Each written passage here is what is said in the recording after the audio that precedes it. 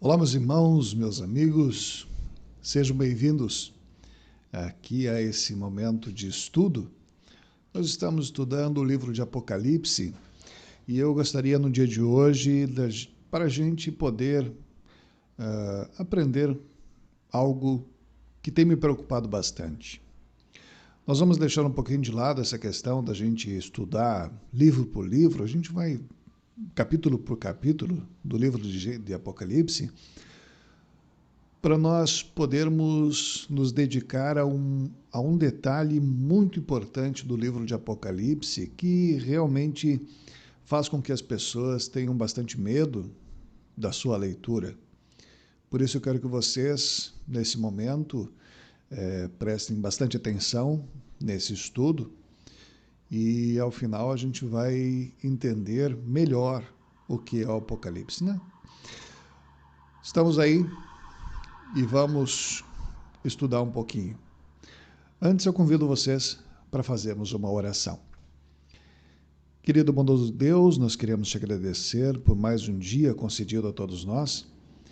Que tu, Senhor, abençoes a nossa família, que abençoes também o nosso estudo, que abençoes a nossa vida e que possamos entender corretamente o que diz a palavra do Senhor, para que nós possamos estar mais firmes na fé em Ti, para que possamos também ensinar outras pessoas a verdadeira vontade Tua e o que Tu tens feito dentro da humanidade e principalmente dentro da Tua igreja para cuidar dos Teus filhos. Esteja conosco, Senhor, hoje e sempre. Amém. Muito bem. Apocalipse, estudo de número 15. Nós vamos seguir os estudos aqui da seguinte forma. Antes de nós darmos seguimento aos... Eu vou ler bastante, né? Infelizmente, eu vou ter que ler muitas coisas aqui, então eu preferi dessa forma para a gente poder ler junto também o texto e de vez em quando a gente fazer algum comentário, para não se tornar muito extenso e também a gente não se perder no meio do estudo, ok? Então, antes de darmos seguimento aos estudos do Apocalipse, olhando eles capítulo por capítulo, eu quero aproveitar para olharmos os acontecimentos deste livro de uma forma que todos nós possamos nos fortalecer neste momento tão importante da história da humanidade. Os eventos relatados no livro do Apocalipse, como muitos já sabem, estão acontecendo desde o dia em que Jesus subiu ao céu, no dia da Ascensão. A partir daquele dia, então, foi inaugurado o tempo do Apocalipse. O Apocalipse não é algo recente, como muitas pessoas acabam pensando. Ele já vem acontecendo desde o dia da Ascensão de Cristo. E isso é importante para nós podermos estudar o que nós vamos ver hoje. Todos os eventos históricos, né, se desenrolam na história da civilização como eventos cíclicos e não sequenciais, como muitos acreditam ser. Muitas pessoas veem a história de uma forma sequencial. Isso aconteceu, depois aquilo, depois aquilo, depois aquilo, quando, na verdade, a história ela acontece em ciclos, especialmente a história organizada e controlada por Deus, né?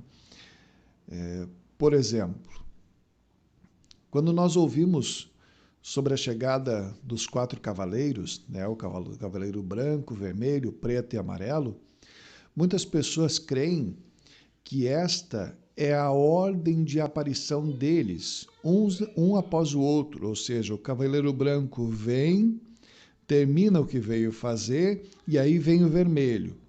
Termina o que ele veio fazer, e aí vem o preto. Termina o que ele veio fazer, e vem o amarelo. Né? Numa sequência. E aí o Apocalipse ele não funciona dessa forma. É diferente, muito diferente. É de fundamental importância vermos então o que são esses cavaleiros e como agem esses cavaleiros para nós podermos entender o que nós queremos estudar nesse dia. Tá? E aí a gente vai se deter muito desse estudo nos quatro cavaleiros e na sua ação para a gente poder entender o que nós estamos querendo enfatizar nesse momento, tá ok? Muito bem, o cavaleiro branco. O branco, ele é símbolo de santidade e de vitória. Nos tempos antigos, os reis e conquistadores, eles montavam cavalos brancos. Cavalos, em geral, eles foram associados sempre à guerra, né? As grandes batalhas, os principais lutadores, os principais guerreiros sempre estavam montados em cavalos, porque ele dá imponência, ele dá um aspecto de força, de vigor. Né? Então, nessa visão, nós temos a palavra inspirada, especialmente o Evangelho, simbolizado pelo cavaleiro do cavalo branco. Vejam bem, esse primeiro cavaleiro branco do Apocalipse, ele não é mau, mas ele é bom. Ele não vem trazer juízo, mas ele vem trazer o Evangelho. Cristo, antes da sua ascensão, ele mandou que o Evangelho fosse pregado a todo mundo, a todo mundo. E esta interpretação também está em conformidade com aquilo que é dado ao cavaleiro do cavalo branco. Foi-lhe dado um arco. Arco com flechas foram as armas de ataque nas batalhas. Assim, a Igreja de Cristo está atacando o mundo com as flechas da palavra de Deus. Isso é importante a gente começar a entender. É muito significativo também que já no início do texto, onde aparece o cavaleiro branco, foi dado a ele uma coroa, a coroa da vitória. Assim como a receberam os vencedores nas lutas esportivas olímpicas, todos os vencedores, eles recebiam já, ao final da disputa, uma coroa, a coroa da vitória. E é interessante, com esse cavaleiro branco, já quando ele começa, antes de começar a sua batalha, antes de começar o seu trabalho, ele já recebe a coroa da vitória. Né? A vitória para ele já foi assegurada. Ele sabe que é vencedor, porque ele saiu vencendo e para vencer. A história do Evangelho do mundo, desde o primeiro Pentecostes até hoje, é a história de uma guerra constante, mas uma guerra com vitórias gloriosas. E apesar das lutas duras, a vitória final será dele. A vitória já é certa. A vitória já é do Evangelho. O Evangelho de Cristo Jesus já venceu. Nós vemos então que a visão do primeiro cavaleiro ela não representa uma pequena parte da história ou um pequeno capítulo dentro da história da humanidade. O seu simbolismo ele cobre toda a história do povo de Deus dentro da história do mundo até o verdadeiro fim. Assim, a visão do Cavaleiro Branco ele torna-se um encorajamento e um consolo também para o povo de Deus de hoje até o dia do juízo final. Nós estamos com o Cavaleiro Branco junto conosco, levando essa palavra de Deus, anunciando a palavra de Deus, levando o Evangelho de Cristo para as pessoas, com os nossos arcos e flechas, né? Estamos aí com os nossos estudos online, passando para centenas, milhares de pessoas. essa vitória do Evangelho, a vitória daquilo que a gente está fazendo aqui, já é certa. E ele continua até o final, até o dia do juízo final. Então não é um momento só na história, ele passa por toda a história da humanidade. Isso é importante a gente lembrar. E vocês vão ver que não é só o Cavaleiro Branco que acontece isso. Existe o Cavaleiro Vermelho, o Cavaleiro do Cavalo Vermelho. Todos os intérpretes estão de acordo que este cavaleiro no cavalo cor de fogo simboliza a guerra. Mas essa guerra não é a guerra como a do Cavaleiro Branco, né? Que é uma guerra espiritual, é uma luta contra as trevas, uma luta contra o mal, que você leva o Evangelho para as pessoas que ainda não conhecem. Não é esse tipo de guerra. É interessante notar que o simbolismo cor de fogo, né, o vermelho, cor de fogo para a guerra, ele já era conhecido antes de haver armas de fogo de fato.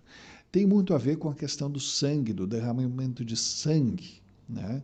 Guerra física tem dessas coisas, tem derramamento de sangue. Também este cavaleiro, no cavalo cor de fogo, ele não se limita a um determinado período na história ou a uma determinada guerra, né? Muitos têm previsto assim, quando o Cavaleiro Vermelho chegar, haverá a Terceira Guerra Mundial e aí sim será o fim. A história dos 20 séculos, desde que essa visão apareceu a João, é prova de que guerras quase constantes no mundo inteiro. Hoje nós temos guerras. Há, de fato, alguns poucos anos em toda a história que não se conheceu guerra. Poucos anos. E sim, guerras em qualquer parte do globo. Qualquer parte. Temos guerras em vários lugares do mundo. A história, porém, desde então, mostra também que, apesar dessas guerras quase constantes, apesar delas, Deus faz crescer o seu reino neste mundo através da pregação da palavra, do Evangelho, que saiu vencendo e para vencer. Apesar das guerras, apesar do combate contra a palavra de Deus, apesar das guerras contra os cristãos, o Evangelho saiu vencendo e para vencer. As guerras, meus irmãos, elas são consequências do mal que existe dentro de nós. São consequências do pecado. Deus as permite como o flagelo sobre o mundo pecaminoso.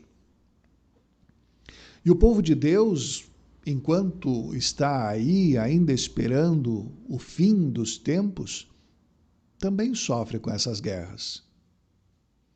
Nós não estamos isentos das guerras, isentos das perseguições, isentos de sermos mortos em função do Evangelho que nós estamos anunciando. Não estamos isentos.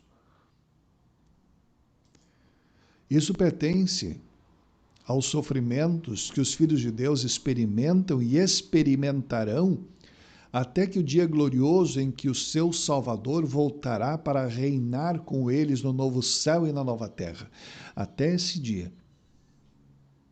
O povo de Deus vive, através das tribulações, uma vida de esperança.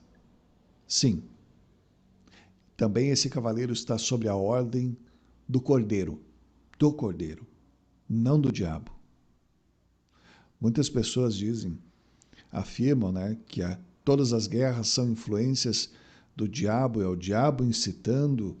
Então, que esse cavaleiro vai estar sob o controle do diabo. Não. Ele está sob a ordem do Cordeiro. Pode parecer duro isso? Pode até parecer. mas Deus tem os seus motivos. E aí vem o terceiro cavaleiro, o cavaleiro do cavalo negro ou preto. O que esse cavaleiro traz em suas mãos não é uma arma, mas é um instrumento comercial. É uma balança. Uma balança. O cavaleiro do cavalo preto representa a fome e a carestia. No entanto, a fome e a inanição caracterizadas nesta visão, ela não provém da falta de alimento. Muitos intérpretes do Apocalipse acabam afirmando que esse cavaleiro preto vem trazer a fome e a miséria para muitas pessoas, os alimentos vão começar a faltar, então em toda parte do mundo as pessoas vão começar a passar fome, porque a terra já não mais produzirá alimentos, é isso que ele veio trazer. Não.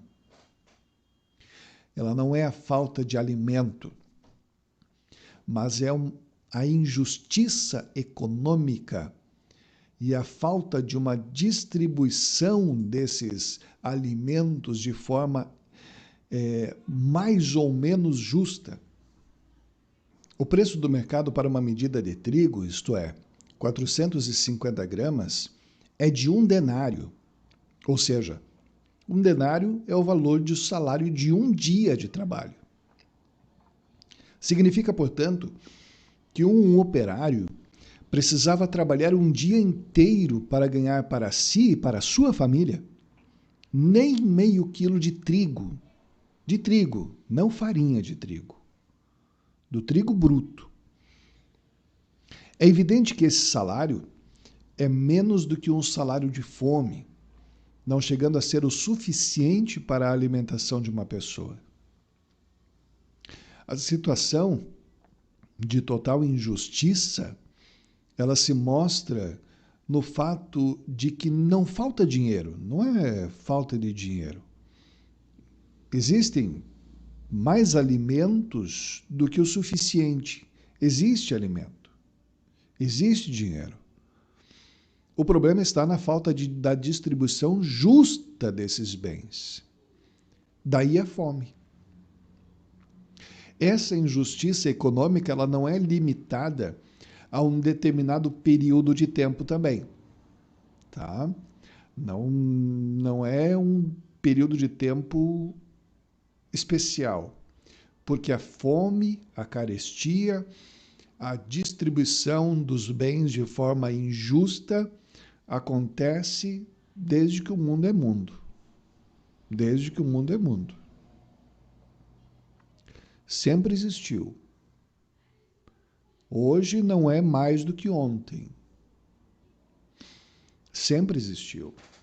O nosso mundo atual, ele está cheio de pessoas que gritam de fome e de carestia, não só no nosso país, mas em muitos países do mundo. Deus, porém, certamente não está indiferente a respeito dessa situação calamitosa. Ele não perdeu o controle. Deus está a par de tudo. Infelizmente, o nosso mundo é um mundo dominado pelo pecado. E os culpados, sejam quais forem, hão de receber da parte de Deus, por sua injustiça, a justiça de Deus. Não nos é dito que os filhos de Deus não seriam atingidos por essa calamidade. É claro que nós vamos ser atingidos. Nós não estamos fora do mundo. Nós não somos pessoas especiais dentro deste mundo que esse mal da fome e da carestia das coisas não vão nos atingir. Claro que vão nos atingir. E isso também pertence às tribulações pelas quais nos importa entrar no reino de Deus. Apesar da gente estar vivendo esse momento de carestia, de falta de alimentos, a gente não pode, de forma alguma, perder a esperança em Deus e perder a confiança em Deus. Muito pelo contrário, a gente deve cada vez mais dobrar os nossos joelhos e reconhecer a nossa insignificância diante de Deus, a nossa miserabilidade diante de Deus. É Ele quem nos cuida, é Ele quem dá as coisas para todos nós, é Ele que nos trata, é Ele quem fornece as coisas para que a gente possa viver. Não?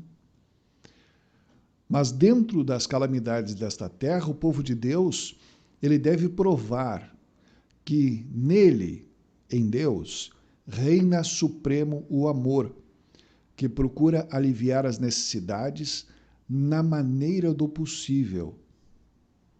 Na maneira do possível. Adiante. O quarto cavaleiro. Este é o único cavaleiro que tem nome, morte. E aqui não se trata de uma morte natural. Não é uma morte por um ataque cardíaco, uma morte por câncer, uma morte por um derrame, uma morte pelo Covid-19, uma morte natural. Mas sim de morte em consequência de calamidades.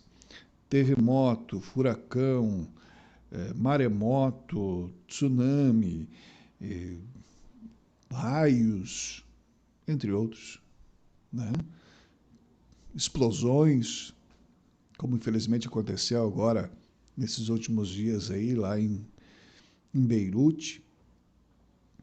E ela não deve ser limitada também a uma calamidade específica dentro da história. Muitas pessoas têm falado que vai chegar o tempo em que haverá muitos terremotos na Terra que levarão milhões de pessoas à morte.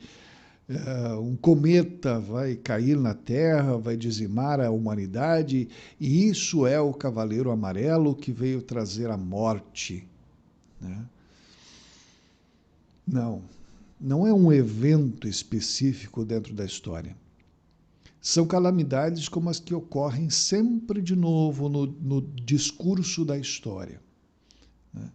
Durante o percurso da nossa história, sempre houve calamidades. Sempre houve.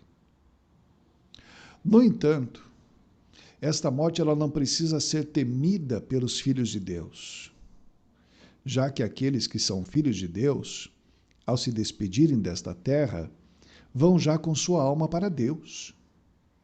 Logo, os que creem não são atingidos por aquilo que nesta visão é dito, que o cavaleiro da morte, seguido pelo Hades, foi dada autoridade para ele. Pois sobre os filhos de Deus, a morte ele não tem mais autoridade alguma. O Cristo, quando ressuscitou, ele, com essa ação dele, nos provou que a morte já não tem mais poder sobre aqueles que creem em Cristo Jesus. Agora, o contrário acontece aos ímpios. Para eles, sim, a morte é uma realidade terrível. Terrível. E nós sabemos disso. As pessoas que não creem em Cristo Jesus, elas têm uma morte dolorosa. As pessoas que ficam sofrem demais. Além do mais, a morte está sendo seguida pelo Hades, que nessa passagem ele é personificado. Né? O Hades é o inferno para os ímpios antes do juízo final. Quando também o Hades, com todos aqueles que nele se acham, será lançado para o fogo do inferno, né?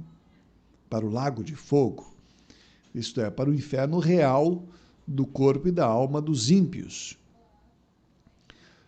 Por isso os flagelos previstos nessa visão são tão horríveis para os incrédulos, pois para eles, quando sucumbirem nesses flagelos, será o fim irremediável.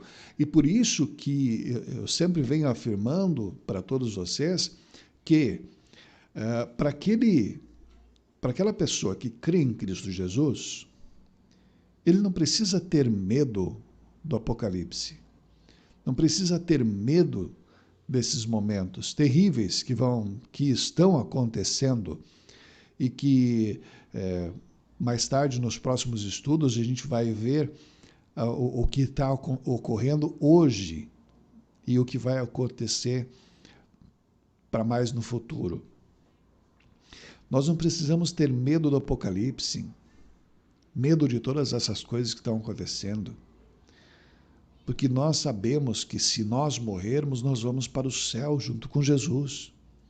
Agora, aquele que não crê, né, o ímpio, aquele que não crê em Cristo Jesus, não aceita Jesus como seu Senhor e Salvador, este sim deve temer, e muito seriamente, o Apocalipse.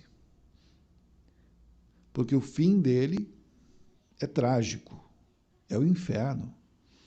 Ele vai ao Hades, logo depois da sua morte, esperando o dia do juízo final. Já constatamos que os flagelos e as calamidades previstos nessa visão não se limitam a eventos determinados na história. A visão é geral e abrange toda a história. Sempre houve morte. A autoridade que o cavaleiro recebe do Cordeiro abrange a 4ª parte da terra.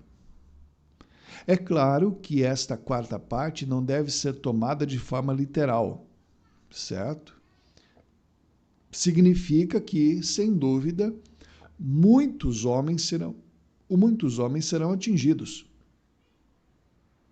Isto é, serão atingidos pelas guerras, né?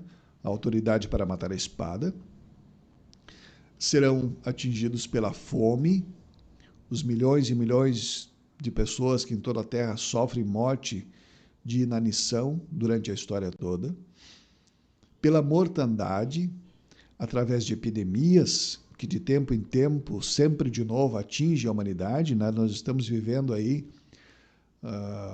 algo que já aconteceu em outras épocas, mas com vírus diferentes, né? Dentro da humanidade já aconteceu a peste negra na época de Lutero, em outras épocas também, da Idade Média, a cólera, a gripe espanhola de 1918, a AIDS, que tem dizimado tantas pessoas ainda hoje em dia. Hoje em dia, o Covid, entre outros tantos que já houveram, estão aí e ainda aqueles que vão aparecer, né? A mortandade por causa das epidemias. E também por meio das feras da terra. Nós tomamos estas como sendo os micróbios causadores de doenças, né? Quantas pessoas morrem de difteria, tétano e outras coisas, né? Esses micróbios que acabam entrando no organismo e acabam matando as pessoas. É evidente que esses flagelos eles também atingem os cristãos. Só que a eles, aos cristãos, o cavaleiro da morte e o seu seguidor, o Hades, não mais podem atemorizar. Os cristãos eles passam pela morte como ela se fosse uma porta, não para o Hades, mas sim para a presença de Deus, onde não há mais morte, nem dor, nem lágrima, mas a completa libertação de todos os males. Estes eventos descritos no Apocalipse, como vimos, apesar de serem terríveis, eles não devem amedrontar os cristãos, pois nós somos cuidados pelo nosso Deus amoroso que está sempre no controle de tudo. Vemos que nos dias atuais parece haver mais eventos chamados apocalípticos. No entanto, o que ocorre é que a comunicação do mundo faz com que tenhamos uma noção maior do que ocorre mundialmente em todos os lugares. Daí a impressão do aumento das atividades. Mas sempre aconteceram. O negócio é que hoje em dia a gente fica sabendo mais rápido e mais coisas que têm acontecido. Meus irmãos, vamos daqui para frente olhar o livro de Apocalipse sob a ótica do cuidado de Deus sobre a sua igreja.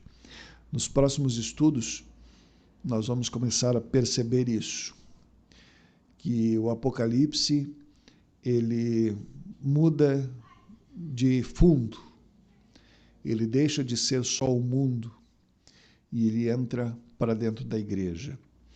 E vamos perceber o cuidado de Deus sobre a sua igreja, ou seja, sobre todos nós. E isso nós vamos iniciar no próximo estudo.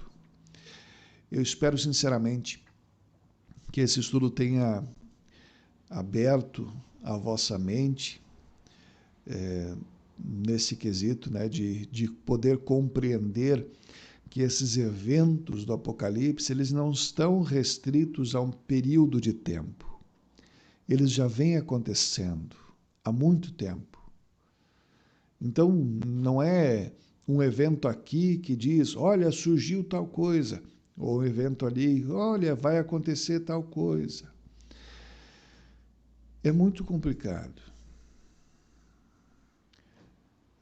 Inclusive, a questão do anticristo que vai aparecer, muitos já afirmaram, olha, o anticristo é tal coisa, o anticristo é essa pessoa, olha, o anticristo surgiu em tal pessoa. Não é bem assim, a gente vai ver isso nos próximos estudos. Que Deus abençoe vocês e tenham um abençoado dia. Até lá.